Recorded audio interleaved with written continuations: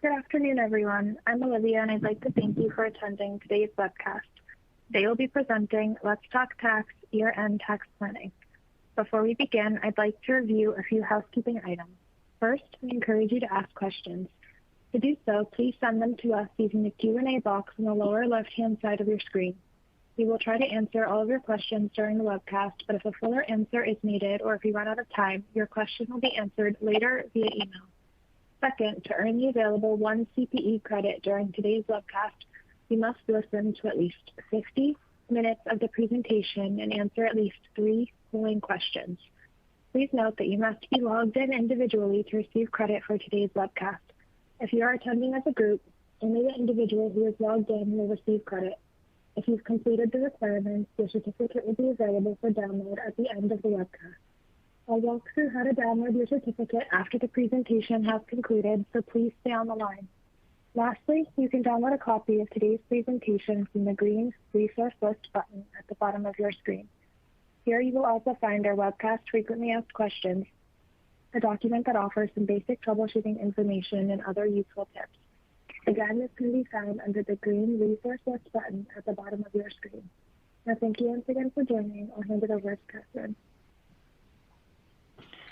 Hello and welcome to our discussion on year-end tax planning. My name is Catherine Sharp and I am joined today by Ryan Vaughn, Andrew Kasoy, and Kayla Cancel to discuss some interesting topics related to year-end planning. Specifically, our agenda today, we have 3 items to cover: some federal tax considerations for the year, a few items related to tax accounting methods, and some time to discuss the Inflation Reduction Act and the CHIPS and Science Act. We'll follow the discussion with Q&A. We'll try to answer your questions as we go along, but as was said previously, if we are not able to get to any of your questions, we will email you afterwards. So to begin with federal tax considerations, Ryan, I wanted to get your thoughts on any hot topics related to 2023 tax considerations as we approach year end. Have there been any significant tax legislation changes or regulations that we want taxpayers to be aware of before we get to year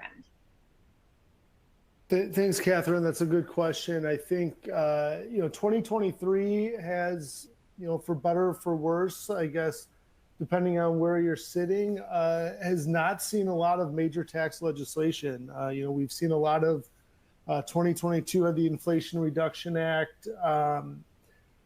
2021 and 2020 had some COVID tax implications, and 2017 had the Tax Cuts and Jobs Act. So, we kind of got a break this year as a tax professional, but that's not to say there hasn't been a lot of updates and changes in guidance and regulations, specifically around the Inflation Reduction Act.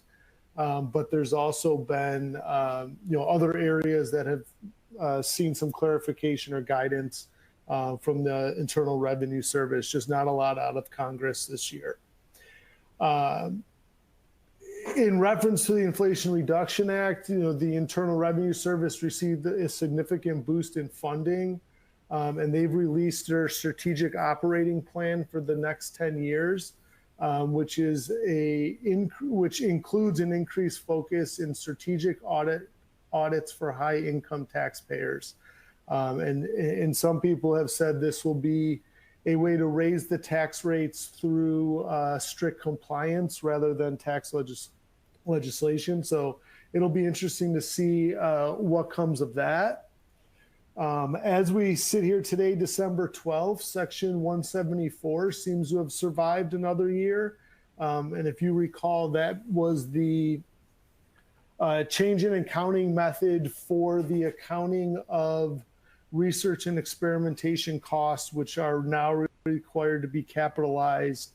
Well, it was starting in 2022 and currently through 2023. And that was a Tax Cuts and Jobs Act provision that was delayed until 2022. So that's a bit of a hot topic. There was some guidance released on Section 174 I think it was September 8th of 2023, so right in time for those pass-through entity returns. So something that taxpayers should certainly revisit as they're doing their 2023 tax return. Another thing that, it's not necessarily a 23 consideration, but something that is coming up quickly. It'll be the sunset of some of the Tax Cuts and Jobs Act provisions. Namely bonus depreciation has started to unwind, and it'll be down to 60% in 2024. The estate tax exemption will revert in 2025.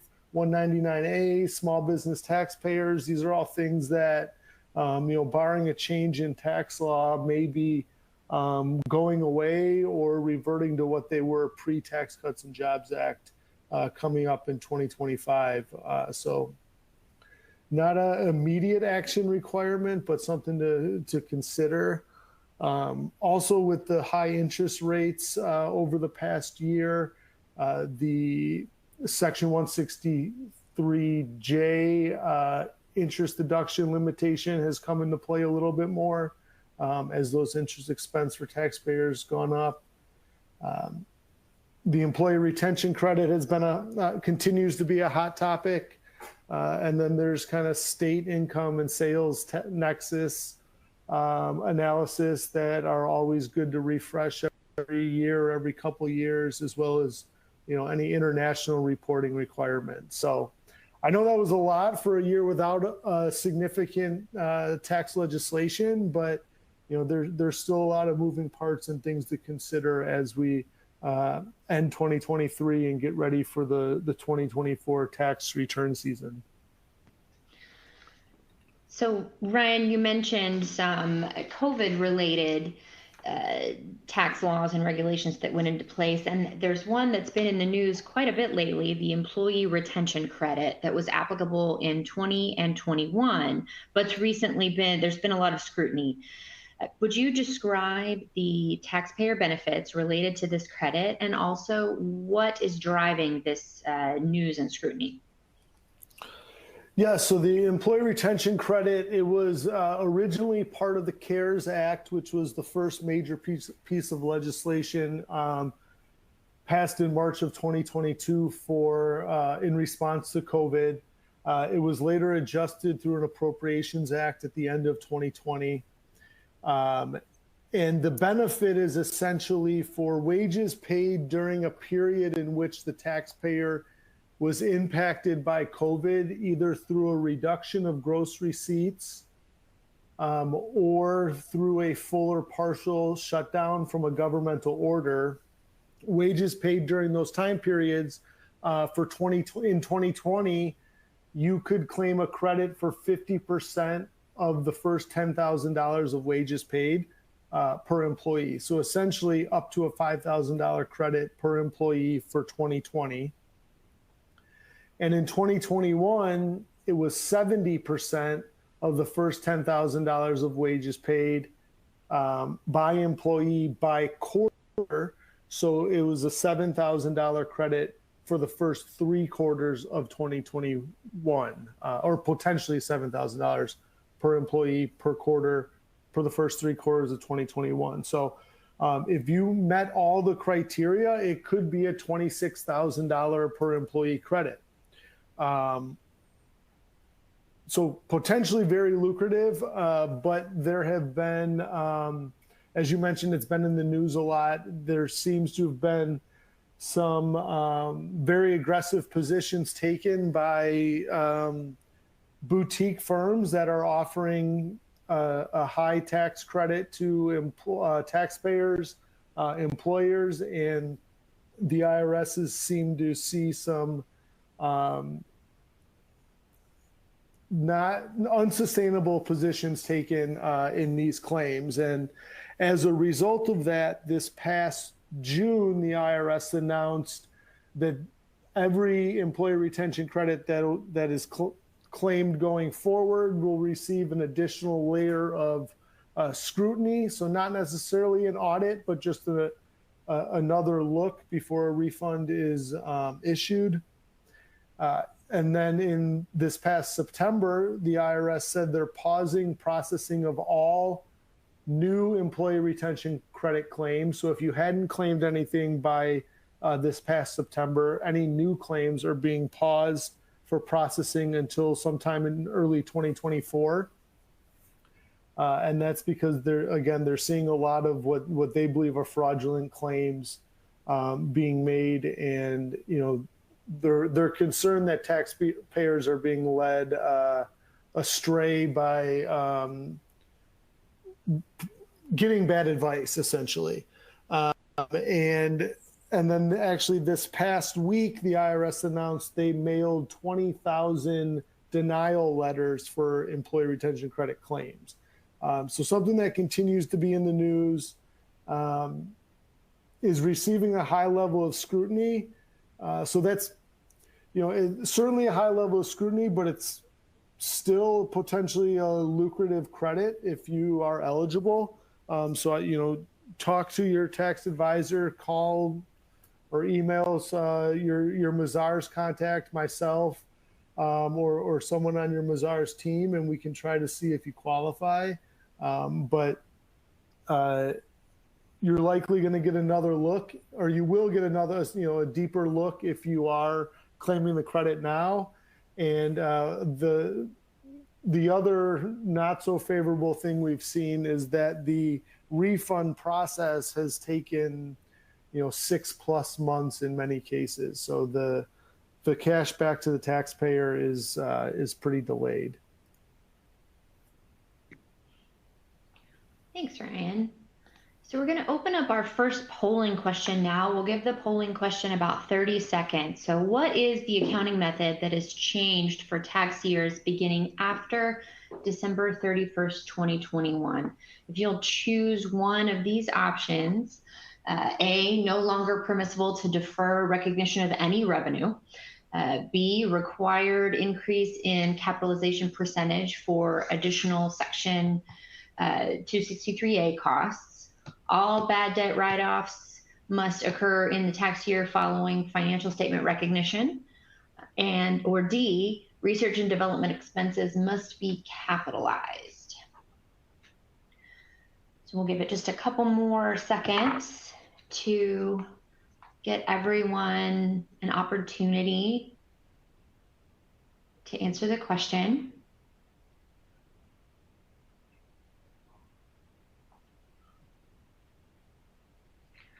All right. So we're closing this question. The answer is D. Yes, research and experiment expenses must be capitalized and amortized. And with that, it's a good segue into our next section, which is related to accounting methods. Andrew, the timing of revenue and expense recognition is an interesting topic when it comes to year-end planning. There are various reasons for analyzing accounting methods, with one being tax planning. Can you talk about some opportunities and reasons for looking at your accounting methods at year-end and how it might impact your year-end planning? Sure, Catherine, thank you. Good afternoon, everyone. So when it comes to accounting methods are one of those interesting items that affect all taxpayers. Doesn't matter your entity structure, your entity type, but every taxpayer has accounting methods. Generally, there's two types of accounting methods that you're going to have. You're going to have an overall method, so where you think of if you're on the cash method or the accrual method, but then every specific item of income or deduction has its own method of accounting as well. One thing to think about with accounting methods is it is always going to be what you think of as a temporary or a timing item. So it's not if you'll recognize an item of income or expense, but when you recognize that item of income or expense. So when it comes to year-end planning or just general tax planning, there's a few different items to consider when it comes to accounting methods. One is that there's often required or regulatory accounting methods. So maybe tax laws has changed, or entity structure, entity facts have changed, which require accounting method changes. But then there's also optional accounting methods, and that's when there are more than one permissible, when there's more than one permissible type of accounting method for a specific item. Potentially you can change a method to be on a more optimal method. So when you think of tax planning, examples of that could be on the revenue side. So you could be on a full inclusion method, meaning you recognize revenue when it's all received, or some opportunities permit the deferral of revenue. And so on the tax side, it's typically a one year deferral for revenue that is permitted to be deferred. But if you are eligible to defer that revenue, there's no requirement to. So if you think about it from a revenue perspective, if you are currently in a year where you may have some NOLs that are expiring and you want to be able to utilize them, you may not want to be on a deferral method. You may want to accelerate your revenue and recognize it when received. Generally, the facts are the other way around, where you may want to defer your revenue. Just from a tax planning perspective, why pay tax on revenue now if you can defer and pay tax on it tomorrow instead? So there's different ways of thinking about that from a revenue perspective. On an expense scenario is the same thing, but reversed. You want to accelerate as many tax deductions into the current year that you can, if you're trying to lower your taxable income. And then on the flip side, if you don't need those expenses, you can stretch them out longer to defer them. A prepaid acceleration of prepaid insurance is an example, where you've got a 12-month insurance policy and you pay it all in December for the following year. You can tax gives you two options. One is follow your book method and recognize the expense on a monthly basis as book does, or you may be able to accelerate all of that to deduct it when it's paid. So take that full deduction in the current year rather than spreading it out over 2 years. So there's those different types of opportunities of planning when it comes to accounting methods. Something else to think about is just, again, it may not affect in the current year, but just generally, if you think about from tax rates, if your tax rate is changing, if it is going up, you're going to want to try to maybe accelerate all revenue sooner to pay tax on a lower tax rate. You may want to defer the expenses to a later year because your tax for that year is based off the current year's rates. So you may want to plan around just your tax rates. If rates are increasing, if rates are decreasing, something else to consider at year end. Thanks, Andrew. And so you mentioned planning around, by way of example, your insurance expense. What are some other common accounting methods that taxpayers tend to analyze? And how would that impact the timing of their revenue or expenses? And on top of that, I'll add on, is there any protection when doing any kind of accounting method related to that reporting? Yeah. So I'll start with the second question first, talking about some of that protection. So as you see on the slide right here, the first bullet is called audit protection. And what taxpayers may generally receive audit protection when they file a change in accounting method. And so what is audit protection? Audit protection is exactly how it sounds literally. It's protection on audit. So if you have filed a change in method, the IRS cannot go into a prior tax year and change your method or analyze that method upon exam. So, for example, if for your 2023 tax year you file the Form 3115, file a Form 3115 to change your method, and then you find out next month that the IRS is going to come in and audit your 2021 tax year. for that specific item that you have filed that change in method for. So let's just use Catherine's example, my example of prepaid expenses. So if you were on an impermissible method for those prepaid expenses, maybe you were deducting expenses that you shouldn't have been deducting. If you file that change in method in the 2023 tax year, IRS cannot look at those prepaid items in 2021 and say, well, you know what, you improperly deducted those expenses, so we're going to assess underpayment, interest, and penalties on you for that method. So they cannot touch that item. So you receive that protection, that audit protection, when you have filed a change in method. I would say probably 95% of accounting methods, you can get audit protection when you file. There are some that are by statute explicitly state that you do not receive audit protection. But generally, if you're filing a change in method, you will receive this audit protection. So back to Catherine, your first question. So what are some common methods? And I would say a lot of methods. We could probably sit here for the next few hours and talk about accounting methods, which I know no one on this call would be interested in, probably besides me.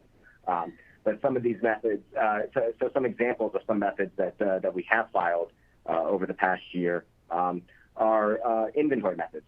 So looking at inventory capitalization, reviewing those methods.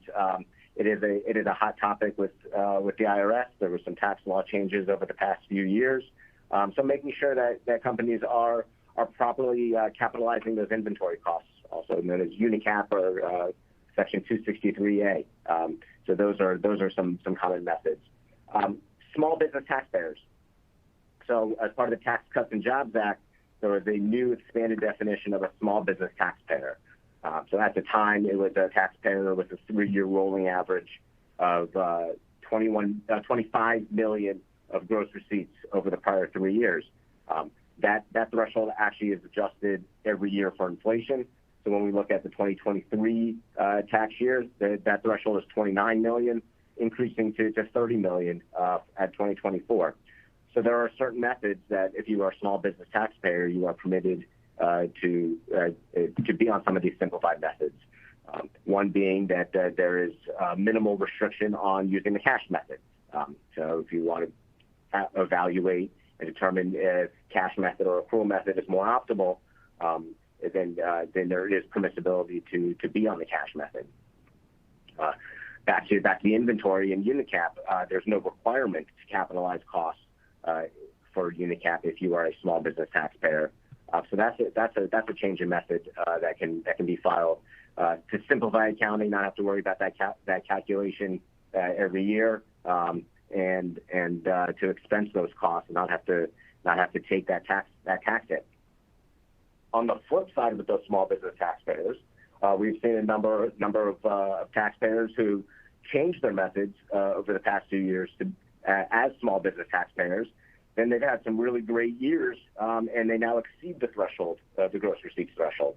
So if you're over that threshold and you're not permitted to be on small business taxpayer methods, you then need to file changes to change from cash to accrual if it's required, to establish a UNICAP method if it's required.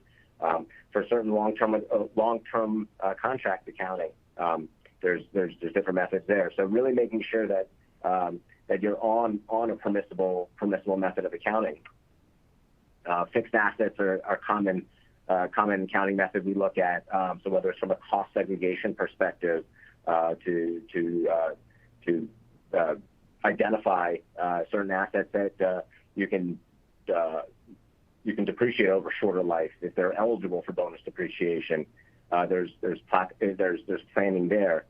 Making sure you're on permissible payroll methods, accrued bonus, accrued vacation, and ensuring that the expenses are fixed and determinable, and economic performance has been met at year end. If you're going to be deducting those accrued expenses at year end. As I said, there's a wide range of different types of accounting methods. Happy to answer some questions in the box if there's questions there or any questions after.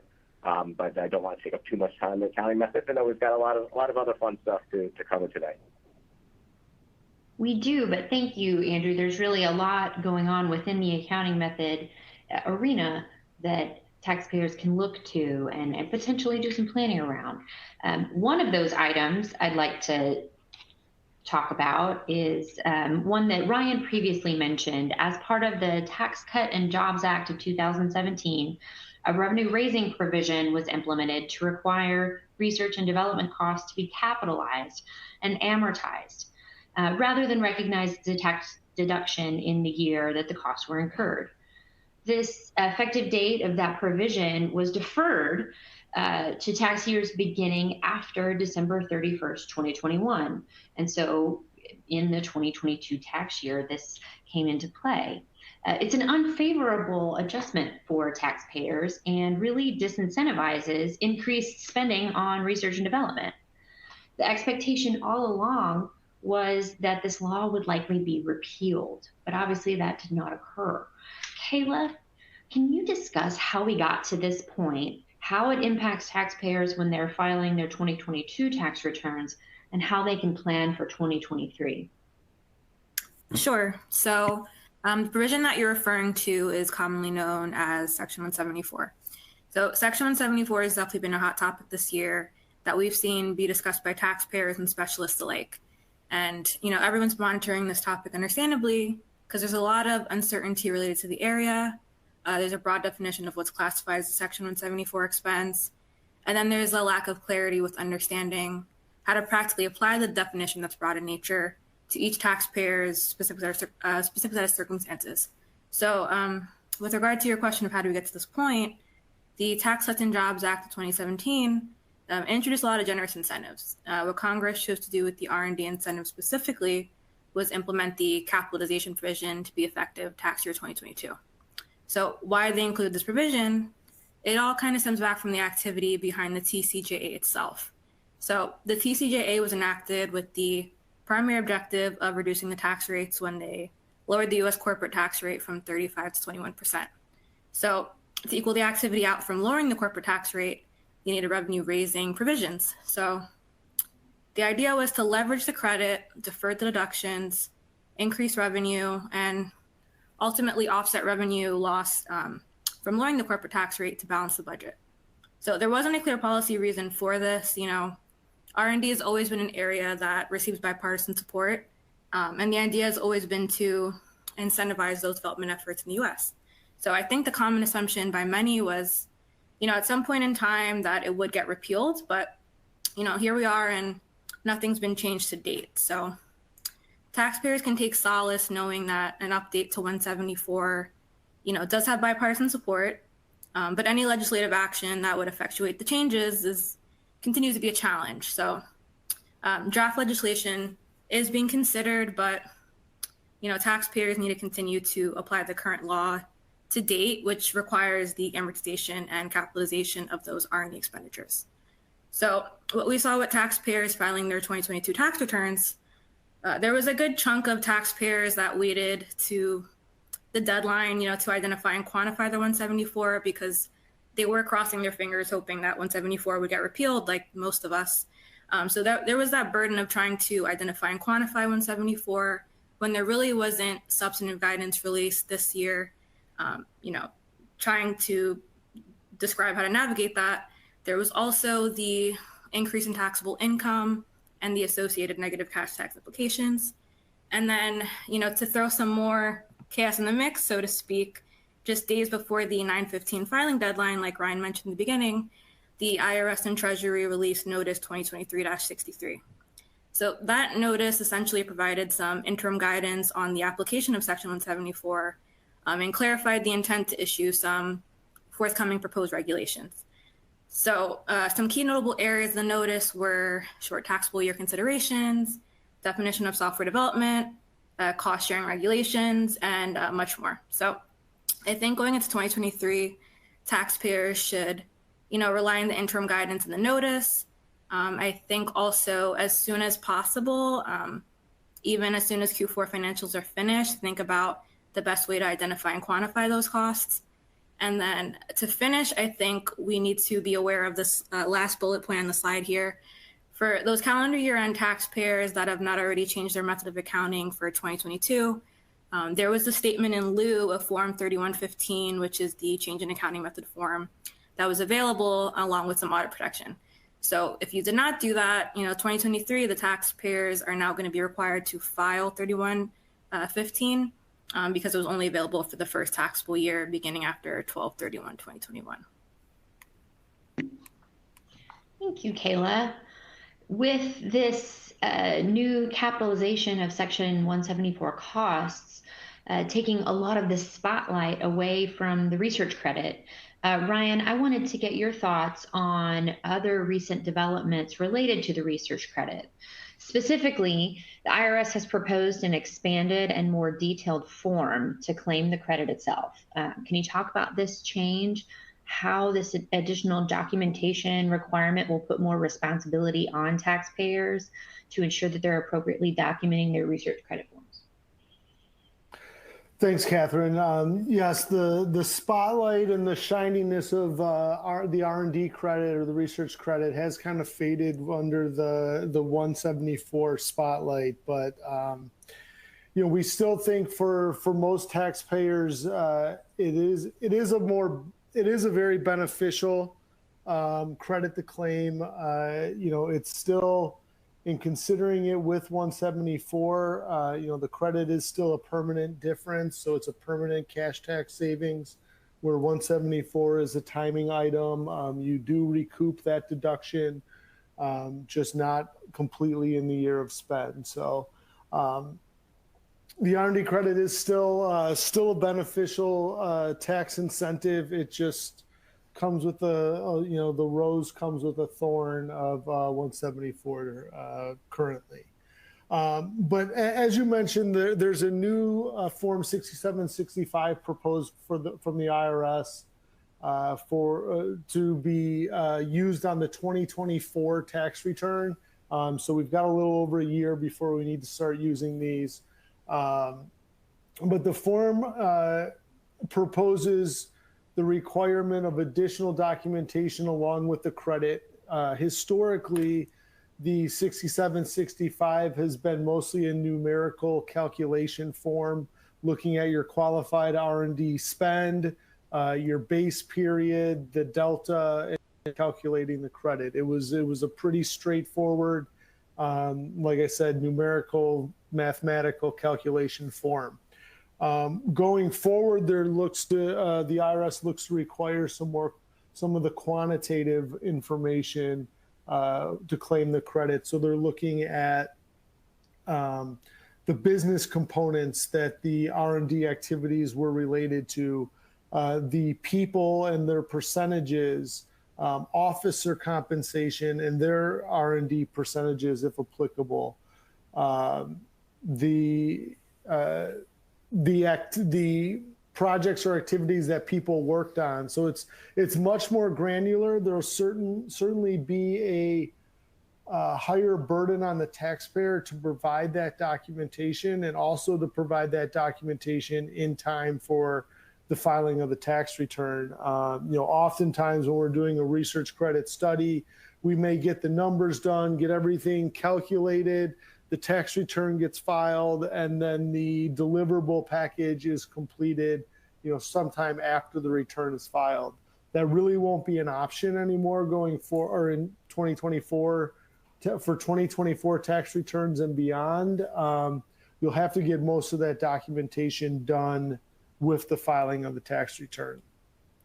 And this change in the form, a lot of people saw it coming. This is kind of a continuation of the chief memorandum that was issued in January of 2021 that required a similar type of documentation for all amended returns claiming a refund.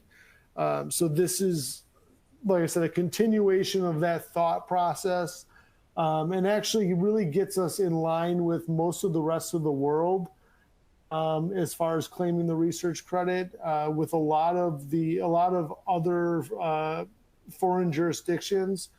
some of the quantitative information is required with claiming that country's research credit. So this is getting the U.S. On par with a lot of the other countries that have a research credit, but certainly creates a burden for the taxpayers to document and gather this information, submit it with the tax return. There's also been a couple of court cases in the last year or two, really emphasizing the documentation requirement. So I think, between the chief counsel memorandum, these court cases, the new form and the additional documentation requirement was kind of a natural next step, and really emphasizes the need for taxpayers to document their activities, the people, how they're calculating their credit, and have that ready and nicely packaged, as the IRS is looking for it under the new form. So Ryan, additionally, there are new requirements as well for amended research credit claims. Can you expand on the what's required when it's being submitted and how to amend those tax returns? Sure. So that's related to the chief counsel memo that I mentioned that was from 2021. And in order to claim a refund on an amended tax return for the research credit, taxpayers have to submit additional documentation similar to what we're seeing on the new Form 6765. So business components, employees, their percentages, the business components that they worked on, officer compensation. We have to submit those. You have to submit that information with the amended tax return, or within 45 days of filing the amended tax return. There was a perfection period that has been extended out through January of 2024 at this point. So taxpayers that are amending their tax return for the research credit have 45 days from the time that amended return is filed to submit this additional documentation. And one thing we've seen is that it's not only required at the entity level. For pass-through entities, the individual that may be receiving the K-1 with the credit on it, who's amending their tax return, they need to submit that supporting documentation with their amended return as well. So that's another thing that has to be done to claim these amended credits. But luckily, right now, when we're looking back at 2021.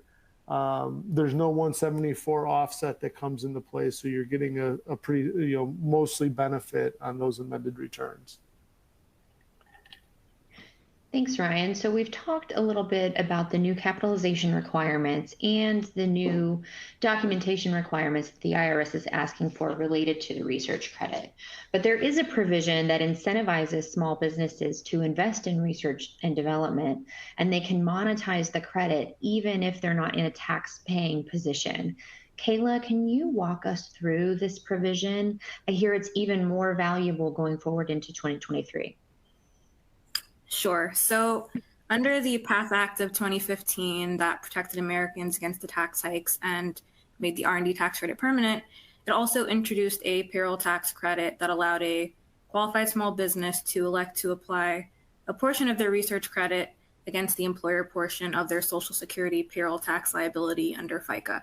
So historically, the maximum amount that could be applied was up to $250,000 for the taxable year of claim. So with the Inflation Reduction Act that was signed into law in August of 2022, there was a provision that allowed an increased offset of the research tax credit to be applied to now the employer portion of the Medicare payroll tax liability. So the Inflation Reduction Act now also enables taxpayers to use up to another $250K against the employer portion of the Medicare payroll tax liability. So the Inflation Reduction Act essentially double the maximum amount that a qualified small business can use from the R&D credit to offset those certain payroll tax liabilities. And this is for tax years beginning after 12/31/2022, so to be in effect for 2023 taxable year claims. So, this is particularly valuable for startup companies that currently have net operating losses for federal tax purposes and who also want to monetize the R&D credit in the near term. So something to definitely be aware of. Just for background, the definition of a QSB, to qualify, it's a corporation, partnership, or individual that has less than $5 million of gross receipts during the taxable year and who also did not have gross receipts for any tax year before the 5th tax year ending the year of claim. So there are some areas to note. QSBs can't use the payroll tax offset against any other employment tax liability other than the ones that I mentioned. The offset also can't be refunded in the absence of liability. And this is also an election that's only available to be made on a timely filed return. So, unfortunately, this election can't be made with an amended return. So, with the increased incentive, it's definitely an area that taxpayers should be aware of for 2023 tax planning. Thanks, Kayla. So we also wanted to talk about bonus depreciation. So bonus depreciation is gradually phasing down. Through 2022, bonus depreciation on eligible property was 100% in 2022. This is declining to 80% for 2023 and again to 60% for 2024. Kayla, can you also talk about how this may impact capital investments for taxpayers and what a taxpayer may be able to do now to maximize eligible bonus depreciation before year end? Sure. So, I'll just give some background. Businesses have been able to use bonus depreciation and varying amounts for some time now. Bonus depreciation is essentially a tax incentive that's designed to stimulate business investment because it allows company to accelerate the depreciation of their qualifying assets like equipment instead of writing them off over the useful life of the asset. So this strategy is particularly helpful because it can reduce a company's income tax and then consequently reducing their tax liability. So, for many years, this form of accelerated depreciation provides incentive for businesses to invest in that eligible equipment and property because they can take advantage of the tax advantages. So in 2017, the TCJA provided a significant tax break of 100% bonus depreciation of qualifying assets under Section 168K through tax year 2022. So, as you mentioned, bonus depreciation on eligible property is going to be decreasing by 20% each subsequent year starting in 2023 until it's ultimately phased out for eligible property placed in service after 12/31/2026, so 2027 taxable year, unless new legislation is released. So there is an opportunity to accomplish the same goal as 100% bonus depreciation if you elect Section 179 on your qualified property. So Section 179 is a tax deduction for businesses that have placed new or used equipment in service within the year purchased or financed. So this isn't an automatic deduction. It needs to be elected. And you'll also need to fill out the corresponding form 4562. But Section 179 is set to remain the same throughout the bonus phase out period, although it does come with its own set of limitations. So Section 179 allows for the immediate expensing of 100% of the asset cost up to $1.6 million for 2023. The full deduction can be taken unless the total equipment purchases are greater than $2.89 million for the tax year. If that's the case, then the deduction reduces dollar for dollar by the amount above the threshold. Also, this deduction is only applicable if the business is profitable. It can't be used to create a tax loss. So Section 179 is something definitely to evaluate. And I would also say for taxpayers looking to maximize their eligible bonus depreciation before the end of the year, if you're planning to purchase that eligible and qualifying property, it may be wise to do so and place it in service before year end to maximize those options. Thanks, Kayla. So switching to some new legislation, in August 2022, there were two significant laws signed regarding energy and manufacturing incentives, the CHIPS and Science Act and the Inflation Reduction Act. These were enacted for several key reasons, one of which was to incentivize environmental investments while also creating and expanding technical jobs in these fields. Ryan, I wanted to get your thoughts. Can you talk about some of the specific energy provisions enacted as part of the Inflation Reduction Act? Thanks, Catherine. I'll start with. I'm going to start with the CHIPS Act, which was August of 2022, and the focus of that bill is really to try to increase the U.S.'s competitiveness in the production of semiconductors and semiconductor equipment, and that was. That bill had, something like $60–70 billion of funds earmarked to, bring the production of semiconductors back into the U.S. or into the U.S. for the first time in many cases, develop a workforce, provide incentives for training and hiring people in the space. As well as improving the supply chain. And a lot of this was out of response from some of the supply chain disruption that we saw COVID impact. And the response was we need to bring the supply chain closer to home, closer to the U.S., and increase our production capacity. And one of the tax provisions of the CHIPS Act was a 25% investment tax credit for capital expenses for manufacturing of semiconductors or manufacturing of equipment used to manufacture semiconductors. If a facility was if you developed a facility here in the U.S. For those purposes, you may be eligible for a 25% investment tax credit. So potentially very lucrative. And again, looking to bring the semiconductor chip supply chain closer to the U.S. and build out that workforce.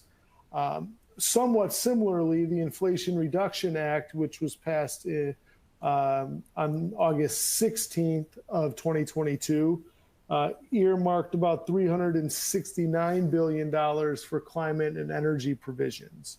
And I say similarly to the CHIPS Act, this was really looking to incentivize and increase the green energy production in the U.S., incentivize and increase the manufacturing of green energy equipment in the U.S., and then thirdly to expand the workforce in the green energy space in the U.S.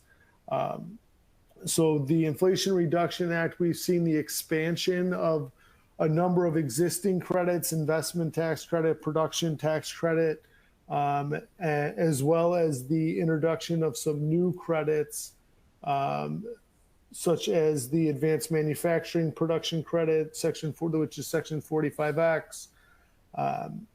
There are qualifying advanced energy project credits and several others that expand or create new credits in the green energy space for taxpayers to look to take advantage of. And Ryan, there were some specific provisions enacted regarding energy credits, such as the two-tiered structure and the direct pay and transferability opportunities. I'd like to discuss both of these, starting with the two-tier structure. What are the amounts of the credit taxpayers are eligible to claim under this structure? And what do taxpayers need to do to qualify for both tiers of credit? Would you describe the prevailing wage and apprenticeship requirements, and how these are these validated and documented as well? Right. So the two-tiered credit structure, I'm gonna look to the investment tax credit as kind of the easier example of that. The investment tax credit historically had been somewhere between, let's say, 22% and 30% over the last few years. And essentially you got whatever that percentage was for the year, multiplied it by your cost for the green energy project, that was your credit amount. The two-tiered system introduced a second component. So now your base credit amount is 6%. So pretty significant reduction in the amount of credit available from a base standpoint. But then your second tier of the structure is a 5 times multiplier. So you take that 6% and go to 30% credit if you meet the prevailing wage and apprenticeship requirement. And the prevailing wage requirement is that for the installers, mechanics, laborers that are installing the energy project, they need to be paid at least the Department of Labor's prevailing wage amount for that geography or metropolitan area. So if you have a project under development, you need to pay the people installing that project a minimum wage or an benefit threshold in order to meet the prevailing wage requirement. And the apprenticeship requirement is that a number of hours on the project are performed by qualified apprentice for the project. So in 2023, it's a 10% number. 2024, it goes to 12.5, and 2025 and beyond, it goes to 15%. And that's the number of hours of the project that have to be performed by a qualified apprentice. And there is an opt-out structure that if there are no apprentice available in the location, you can get an exemption for the apprenticeship, but the prevailing wage standard stays, and it needs to, you need to meet that to get the 6 times multiplier. Thanks, Ryan. We have another polling question for everyone. We'll have about 30 seconds to answer this as well. What is the baseline amount of the credit for energy property? By way of example, solar. A, 6%, B, 10%, C, 30%, or D, 40%. Reminder, while we're waiting, that we have to get answers to 3 of the questions to get our 1 hour of CPE credit. Give it just a couple more seconds here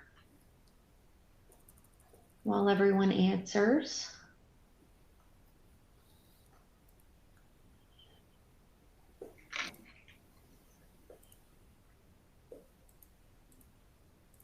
All right, wrapping that up. So what is the baseline amount of energy credit? So the answer is actually A, 6%. Yeah, the baseline amount. All right, thinking about other available credits. So Andrew, I wanted to get your thoughts on new options for taxpayers. A new option for taxpayers is a direct pay option, where taxpayers can elect to treat some of their credits as income tax payments that may be refunded. Would you talk to us about who's eligible for this and just a little more about the program? Sure, yep. And so I'll actually combine both direct pay and transferability because they are very, very related. So direct pay is, which is also known as elective pay, is the opportunity for taxpayers to claim some of these credits, even though they may not be subject to U.S. federal income tax. So number one type of entity, just your tax exempt entities, but also thinking of state and local government, anyone who may not be subject to federal income tax, they have the ability to treat the tax credit as a payment. So they would claim it just like any other taxpayer would, and then when they file their tax return at the end of the year, it becomes a refundable tax credit for direct pay. So taxpayers would be required to register prior to claiming this. There's a site that the IRS has set up. It's not active yet, but once it does become active, they have to register and then claim the direct pay credit on the tax return. Transferability, very similar, is for all taxpayers who are not eligible for direct pay. So those are your typical your taxable entities, your S corps, your C corps, partnerships. When a taxpayer isn't in a tax-paying position, so there's losses, then they may not be able to benefit from these credits. So a provision built into the Inflation Reduction Act is the transferability. So taxpayers who may want to invest in some of these green energy items and would qualify for the credit, they can then transfer or sell the credit to a third party to be able to monetize the credit.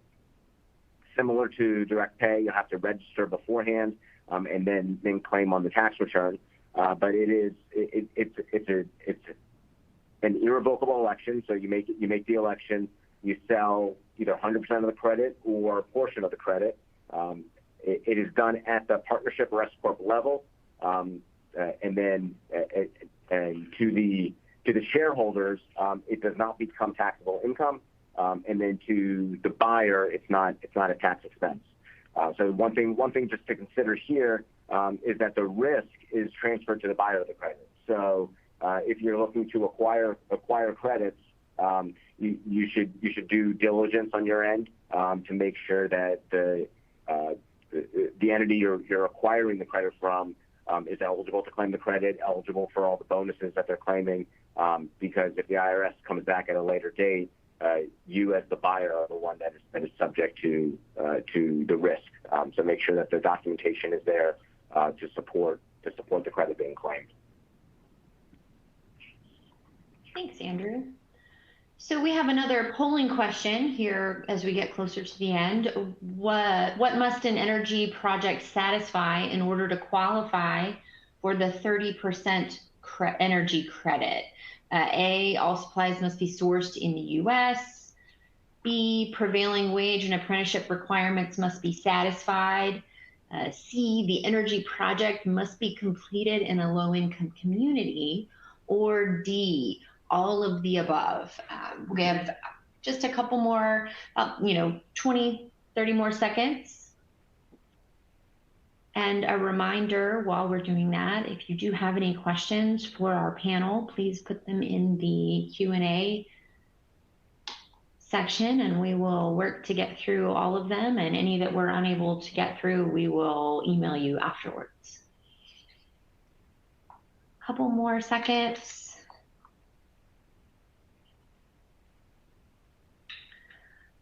Okay, closing this polling question.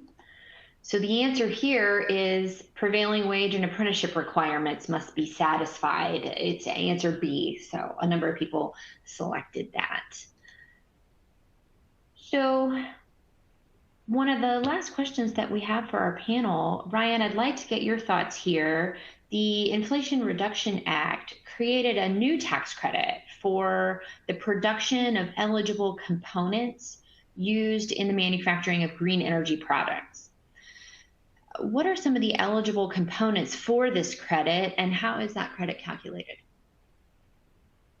Thanks, Catherine. I'm going to go quick here because I know we're running out of time. But yeah, I think this is the Section 45X production tax credit for manufacturers who are producing components of green energy projects, and just a couple of them. Solar grade polysilicon, a solar module, a torque tube, structural fasteners, inverters, battery cells. There's a number of different ones. Wind vessels, offshore wind farm vessels, and the credit is being calculated. It tends to vary from item to item depending on what the item is. But it's a production tax credit, so it's by the amount produced and sold during the year. So, for solar grade polysilicon, it's a $3 credit per kilogram, and for a torque tube, it's 87 cents per kilogram. So I'm guessing there's a pretty significant weight variance between those two items, but that's kind of how we're calculating the credit. So it's an interesting conversation to have with some of your manufacturing taxpayers to see what they're doing and see if they are selling into the green energy sector, and if some of their products may qualify, or if many of their products may qualify for this production tax credit. Because I think it can be very lucrative, especially if you're dedicated in the space. But even if some of your structural fasteners that are being sold to a wind farm company, it's $2.28 a kilogram. So that could mean a lot if you're moving some significant product into the industry. So I think we've got one more polling question, so I'm going to stop there. Yeah, thanks, Ryan. We do. Last polling question. We'll have just a couple seconds to get this one in as well. What is the bonus depreciation amount for property placed in service after December 31st, 2023? While everyone gets an opportunity to answer this, I want to just thank everyone for coming. I didn't see any questions come through for our panelists, but if you do have questions or want to get some clarification on any items, please just go ahead and send us an email. We're happy to look through your questions and get those answered for you. We'll keep the polling question open for just another couple seconds while everybody gets an opportunity to answer. And then here in just a second, I'm going to turn it back over to Olivia. All right, we're going to close that question now. So the answer is C, by the way, 60%. Great, thank you, Catherine. Great. Thank you everyone for joining. We hope you enjoyed today's webcast. If you've completed the CPE requirements, your certificate is now available for download. You'll see the instructions here on the screen. We encourage you to tell us what you thought by completing the webcast feedback form, which you will be redirected to shortly and will also appear as a link here. Please take a moment and fill out once we conclude. Please feel free to reach out to me or to any of today's presenters with any questions. Thank you once again and enjoy the rest of your day.